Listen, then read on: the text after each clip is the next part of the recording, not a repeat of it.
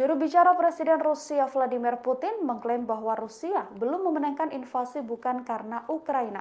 Jubir tersebut mengatakan bahwa saat ini Rusia bertempur melawan NATO, bukan lagi Ukraina. Hal ini seusai banyaknya propaganda dan tindakan nekat yang dilakukan oleh NATO di tengah invasi Rusia ke Ukraina. Pemimpin redaksi Russia Today, Margarita Simoyan, menegaskan invasi yang masih berlanjut atas kesalahan yang dilakukan oleh NATO.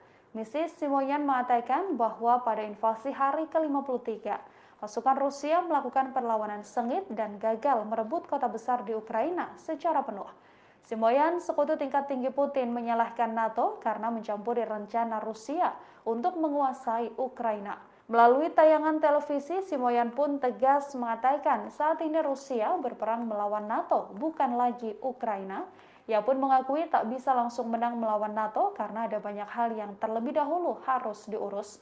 Beberapa pemberitaan di TV pemerintahan Rusia juga diketahui beberapa kali menarasikan bahwa kini Rusia tidak melawan Ukraina, namun fokus untuk memerangi NATO. Pemerintah Rusia juga menyalahkan tenggelamnya kapal pesiar rudal Moskow karena NATO, bukan Ukraina.